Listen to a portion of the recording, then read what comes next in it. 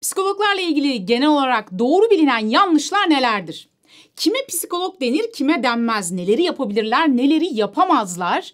Ve aslında onlarla ilgili doğru zannedilen çeşitli mitler ve hurafeler nelerdir? Onları netleştireceğiz bu videoda. Ayrıca videonun sonunda gelecekte psikolog olmak isteyen gençlere birkaç önerim olacak. Efendim, ilk yanlışımız psikologlar doktordur. Çoğunlukla psikiyatristlerle karıştırıldığımız için psikologlara doktor diye hitap edildiğini görüyoruz. Hatta bazen benim videolarımın altına da doktor hanım diye yazanlar olabiliyor yorumlarda. Dostlar, biz doktor değiliz. Yani en azından tıp doktoru değiliz. Alanda doktora eğitimi almış bazı arkadaşlarımız doktor unvanını kazanıyorlar ama o bilimdeki doktora, yani tıp doktoru, hekim olmuyorlar. Psikiyatristler ise tıp fakültesinden mezun olduktan sonra psikiyatri alanında uzmanlık eğitimlerini tamamlıyorlar ve ardından psikiyatri hekimi, psikiyatrist ya da psikiyatr unvanını kazanıyorlar. Dolayısıyla onlar doktor oldukları için ilaç yazabiliyorlar. Psikologlar ise ilaç yazamaz. Psikologların sadece ve tabii ki psikiyatristlerin de terapi eğitimi almış olanları ve klinik psikoloji alanında psikologlar için söylüyorum, yüksek lisans yapmış olanları da terapi verebilirler. Yani psikoterapi verebilmek için psikolog ya da psikiyatrist olmanız ve terapi eğitimlerini tamamlamış olmanız gerekiyor.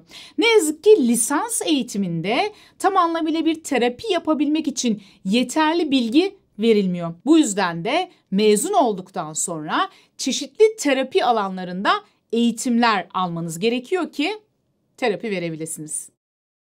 Psikologlar psikoloğa gitmez, onlar depresyon yaşamaz, üzülmezler, sinirlenmezler. Bir diğer yanlış da bu.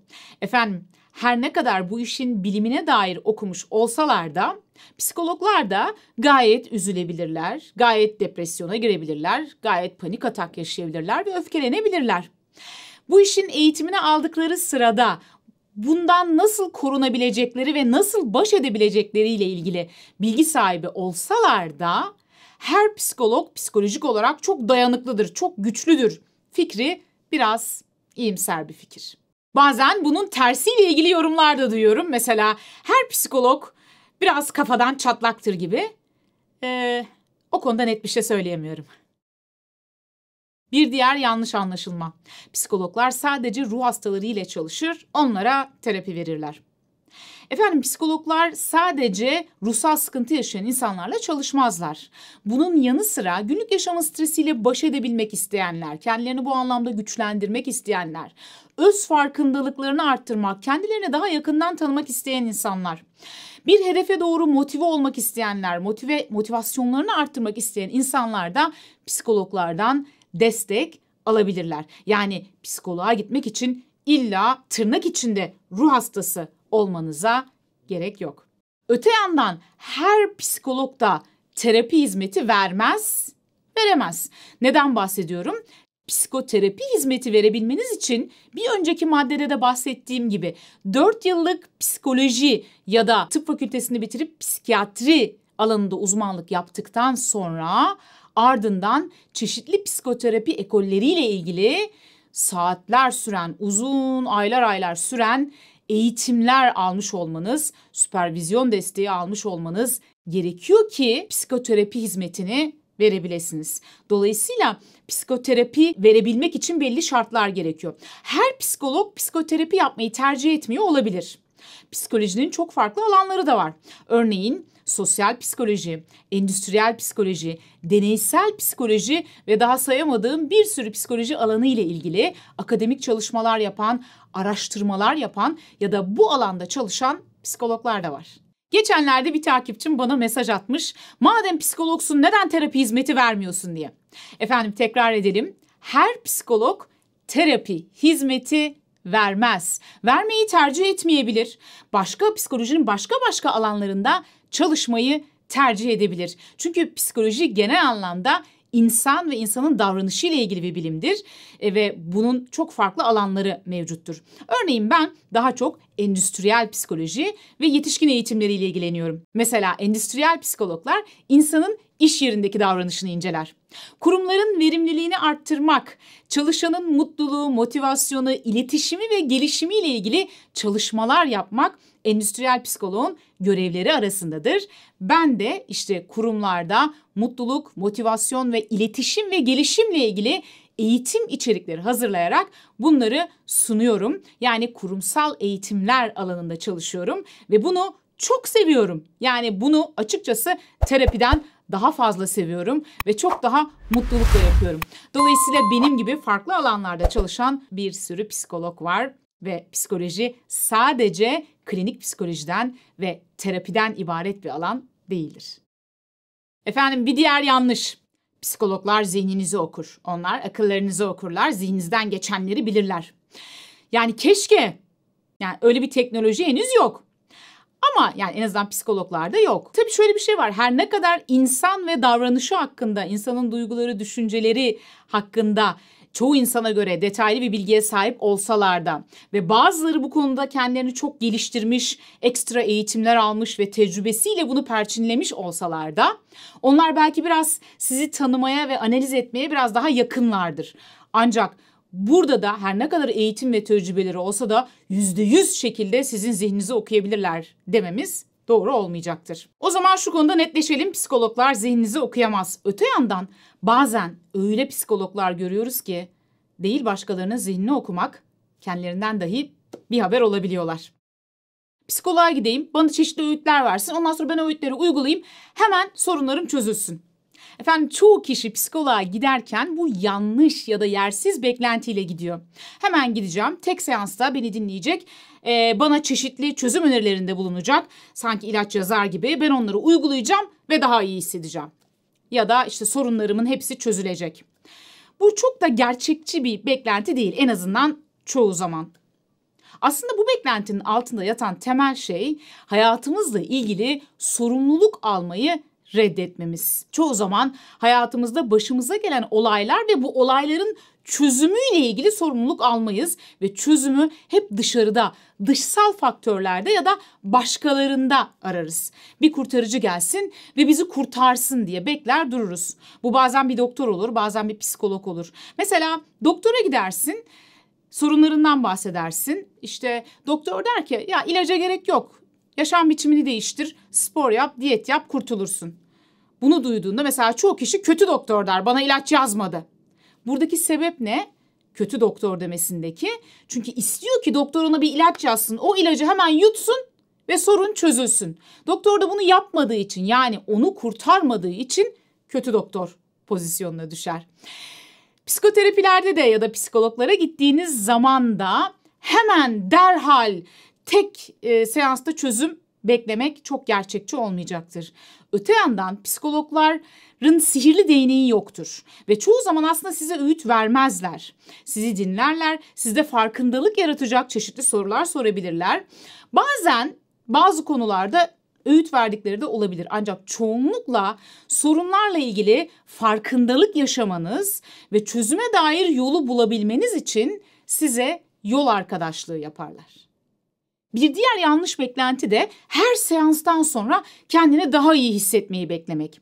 Efendim bazen bazı durumlarda terapiden sonra geçici bir süre de olsa kendinizi daha kötü de hissedebilirsiniz. Yani mesela bir seanstan sonra bir şey deşilmiştir, belki sizinle ilgili bir yaranız deşilmiştir ve geçici bir süre de olsa kendinizi daha kötü hissedebilirsiniz. Ancak daha sonrasında toparlanırsınız. Çünkü bazen bir şeyi daha iyi hale getirebilmek için sorunun kökenine inmek gerekir ve kökenine indiğiniz zaman da biraz can yakıcı olabilir. Dolayısıyla tüm bunlara karşı hazırlıklı olarak daha gerçekçi beklentilerle psikologlara gitmek gerekir. Psikologlar sadece hastanelerde çalışır. Bu da çoğunlukla yanlış bilinen bir durum. Efendim aslında psikolojinin oldukça geniş bir çalışma alanı vardır. Yani sadece hastaneler değil, özel eğitim ve rehabilitasyon merkezleri, okullar, cezaevleri, çeşitli devlet kurumları, yaşlı bakım evleri, şirketlerin insan kaynakları departmanları, spor kulüpleri gibi çok sayıda yerde aslında çalışma imkanı vardır psikologların. insanın işin içerisinde olduğu her yerde aslında psikologların da yeri vardır. Efendim bir diğer yanlış anlaşılma, psikologların hepsi aynıdır. Ben gittim bir tanesine, çok kötü çıktı, aman hiçbir işe yaramaz. Her meslek grubunda olduğu gibi bu meslek grubunda da işini iyi yapan, daha kötü yapan, iyi niyetli, kötü niyetli, para göz olan, ticari odaklı olan ya da daha idealist olan, iyi insan olan, kötü insan olanlar muhakkak ki vardır. Ya da daha yeterli, daha tecrübeli, daha donanımlı olanlar ve daha tecrübesiz, donanımsız, yetersiz olanlar mevcut. Bu noktada aslında bizler bir psikolog seçerken çeşitli kriterlere sahip olmalıyız. Mesela birincisi psikoloji alanından mezun olması gibi. İkincisi çalıştığınız ya da hizmet aldığınız alanla ilgili yeterli derecede eğitim almış olması, tecrübeye sahip olması gibi. Öte yandan psikologların her birinin tabii ki kendine özel kişilik özellikleri vardır. Bazıları size benzeyebilirler, kendinizi çok yakın hissedebilirsiniz. Bazıları sizden tamamen farklı olabilirler. Bazıları daha dışa dönüktür, bazıları daha içe dönüktür. Bazıları daha sakindir, bazıları daha enerjiktir. Aslına bakarsanız bunun hiçbir önemi yoktur. Önemli olan nokta size ne kadar benzediği ya da benzemediği değil, işini ne kadar iyi yaptığı, ne kadar yeterli ve ne kadar donanımlı olduğudur. Bir diğer yanlış anlaşılma. Şimdi ben aslında bu maddeyi koymayacaktım ancak toplumun o kadar geniş bir kısmında bu psikologluk ünvanı yanlış biliniyor ki mecburen koymak zorunda kaldım. Yani her ben terapi veriyorum diyen ya da her efendime söyleyeyim şu konuda size yardımcı oluyorum diyen ya da hatta spiritüel konularla ilgili çalışan insanlara dahi psikolog muamelesi yapıldığını görüyorum. Efendim bu insanların çalışma alanları tamamen farklıdır. Yaşam koçları da psikologtur diye mesela bir yanılgı var kişilerde. Yani ben yaşam koçuyum dediğinde birisi onun psikolog olduğunu zannedebiliyor insanlar. Neden bunu söyledim? Geçenlerde bir takipçime bir ruh sağlığı uzmanından destek almasını önerdiğimde aldım zaten deyince adını sordum destek aldığı kişinin ve bir de baktım ki o kişiyi incelediğimde iktisat mezunu bir yaşam koçu destek aldığı kişi. Efendim yaşam koçlarının çalışma alanı farklıdır. Psikologların çalışma alanı farklıdır. Bazı psikologlar ayrıca koçluk eğitimi de alarak psikologluğun yanı sıra koçluk yapabilirler. Öyleyse eğer sıkıntı yok. Ancak koç olabilmek için illa psikoloji eğitimi gerekmiyor. Sadece bir takım eğitimler alıyorlar ve ardından koç oluyorlar ki bunların da içerisinde ne idüğü belirsiz internetten online olarak satın alınabilecek bir sürü koçluk eğitimi görüyorum. Lütfen herhangi bir koçtan destek alacaksanız ICF onaylı bir yerden eğitim almış bir koçla çalışın. Onu seçerken de lütfen biraz daha özen gösterin. Çünkü bu alan suistimale çok açık bir alan. Bunun sebeplerinden biri hem koçluk alanında hem de ne yazık ki psikologluk alanında, psikoloji alanında gerekli yasal düzenlemeler ülkemizde tam anlamıyla mevcut değil. Bu yüzden de çoğu insan örneğin bir ilköğretim mezunu dahi kendini yaşam koçu ilan edip efendim ben panik hata bir günde bitiriyorum diyerek ortalarda gezebiliyor. Abartmıyorum. Bunu bizzat yapan kişiler gördüm. Hatta sosyal medyadan o kişilere sataştığımda oldu. Yani sizin hani mezuniyetiniz nedir? Nasıl bir günde panik hata yok ediyorsunuz? Merak ettim yani diyerek. Ve sonucunda gördüm ki aslında bu kişinin herhangi bir psikoloji altyapısı yok. Eğer ben bir psikologla çalışacağım diyorsanız o kişinin 4 yıllık psikoloji bölümünden mezun olmuş olması ve bu mezuniyetin üzerine alanı ile ilgili çok sayıda eğitim ve süpervizyon çalışmaları almış olması gerekiyor ki yeterli donanımda olsun. Yok ben eğer bir yaşam koçuyla çalışıyorum diyorsanız o zaman da ICF onaylı koçluk eğitimini almış, tecrübeli, güvenilir ve referanslarını araştırdığınız kişilerle çalışmanızı öneririm. Ben de koçluk eğitimi almış bir kişi olarak bunu size söylüyorum. Koçluk ve psikologluk farklı alanlar dedik. Aslında koçların yaptığı şey de psikolojinin alanı içerisinde. Ancak ruhsal bozukluklar koçluğun alanı içerisine girmez. Koçlar size daha çok bir hedefe ulaşmada yine yol arkadaşlığı yapmak, motivasyonunuzu arttırmak, bireysel farkındalığınızı arttırmak gibi konularda yardımcı olabilirler. Ancak ruhsal sıkıntılar, ruhsal bozukluklar psikoloji ve psikiyatrinin uzmanlık alanıdır. Dolayısıyla ruh sağlığı uzmanı dediğim zaman anlamanız gereken kişiler psikologlar ve psikiyatri hekimleridir. Efendim bazı takipçilerim zaman zaman bana psikoloji okumak istediklerini, psikolog olmak istediklerini ve önerilerimi soruyorlar. O yüzden ben de bu videonun devamında bununla ilgili bir kısım eklemek istedim. Psikolog olmak isteyen, gelecekte psikoloji okumak isteyen gençlere tavsiyelerim neler? Bir kere öncelikle bu ilk saydığım maddelerdeki yanlış anlaşılmaları kafalarında bir düzeltsinler. Birincisi o. İkinci olarak mutlaka ama mutlaka İngilizce öğrenmeleri. Çünkü bu alanda her ne kadar çeşitli kaynaklar bulunsa da yüksek sayıda kaynak hala tabii ki İngilizce. Yapılan araştırmalar çoğunlukla İngilizce olarak yayınlanıyor. Dolayısıyla bu alanda kendimizi geliştirebilmek için bir yabancı dile sahip olabilmek çok önemli. Gündemi takip edebilmek, araştırma sonuçlarını okuyup anlayabilmek adına. İkinci olarak ne istediğinizden emin olun. Bu konuyla ilgili olarak kendini geliştirme dersleri başlıklı oynatma listemdeki videoları mutlaka izleyin. Çünkü gerçekten olmak istediğiniz şey psikologluk mu yoksa başka bir şey mi? Sahip olduğunuz değerler aslında hangisi? Psikologluktan beklentiniz ne? Öncelikle bir bunu netleştirmek gerekiyor. Gerçekten sizin beklentinizi karşılayacak şey mi psikologluk? Çünkü belki de aslında sizin istediğiniz şeyi karşılayacak olan meslek başka bir meslek. Onu netleştirebilmek için kişinin önce kendini tanıyabilmesi, kendini analiz edebilmesi gerekiyor. Bunun için dediğim gibi benim kanal size oldukça yardımcı olabilir. Kanalımdaki o oynatma listelerindeki özellikle kendini geliştirme dersleri başlıklı oynatma listemdeki videolar başta olmak üzere kendinizi tanıyabilmeniz ve analiz edebilmenizle ilgili çok sayıda video var. Bunları incelemenizi öneririm. Bir kere psikologlar insanın davranışını, duygularını, düşüncelerini ve bunların altında yatan faktörleri incelerler diyorsak o zaman bu durumda öncelikle kendi kendinizi analiz edebilme yeteneğinizi geliştirmeniz gerekiyor. Kendi kendinizi daha yakından tanıyabilmek, iç gözlem yapabilmek, duygu, düşünce ve davranışlarınızı analiz edebilmekle ilgili ipuçlarını yine kanalımdaki videolarda bulabilirsiniz. Bunun yanı sıra bu konuda size yardımcı olabilecek çok sayıda kitap var. Bu kitaplardan hangilerini önerdiğimi merak ediyorsanız yine kanalımdaki kitap önerileri başlıklı 2 videomu incelemenizi öneririm. Başta Doğan Cüceloğlu'nun tüm kitapları olmak üzere çok sayıda kitap önerilerini yine burada bulabilirsiniz. Yine psikolog olmak isteyenlere önerim şu.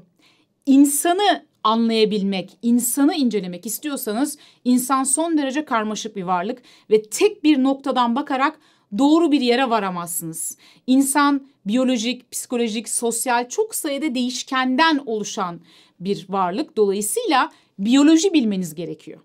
Nörofizyoloji bilmeniz gerekiyor. Psikolojinin yanı sıra sosyoloji, felsefe, antropoloji bilmeniz gerekiyor. Evrimden haberdar olmanız gerekiyor.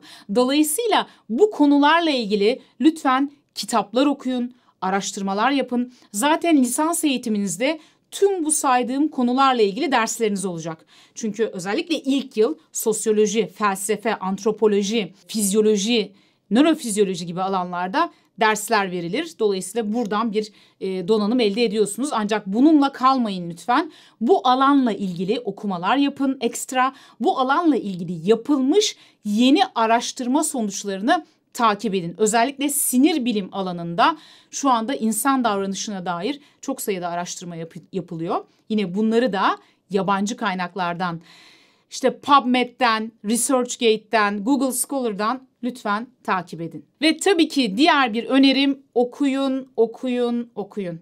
Eğer okumayı sevmiyorsanız psikolog olmayı düşünmeyin bile. Çünkü yaşamınız boyunca okumak zorunda kalacaksınız. Alanda yapılmış yeni gelişmeleri sürekli takip etmek zorundasınız. Yeni araştırma sonuçlarını takip etmek zorundasınız. Yeni çıkan ekolleri okuyup anlamak, hatta gerekirse yeni eğitimler almak zorundasınız. Dolayısıyla okumak bunun birinci tabii ki gerekliliği. Bir diğer önemli noktada tabii ki okuduklarımızla ilgili gözlem yeteneğimizi geliştirmek. Hem kendimiz hem de diğer insanlarla ilgili olarak empati yeteneğimizi geliştirebilmek. Bir diğer önerim ise psikoloji okuyan öğrencilere olacak. Psikoloji okurken öğrencilik yıllarınızda psikolojinin farklı alanlarında hizmet veren kurumlarda, kuruluşlarda, şirketlerde gidip staj yapmanızı öneririm. Böylelikle acaba ben psikolojinin hangi alanına daha yatkınım, aslında ne yapmak istiyorum konusunda biraz daha netleşmiş olacaksınız. Böylelikle yüksek lisans yapmak istediğinizde hangi alanda yüksek lisans yapmalıyım sorusunun cevabı sizin için daha net olmuş olacak. Bir sonraki videomuzda görüşmek üzere. Kendinize iyi bakın ve kanalımıza abone olmayı ve bildirim zillerini açmayı unutmayın lütfen. Hoşça kalın.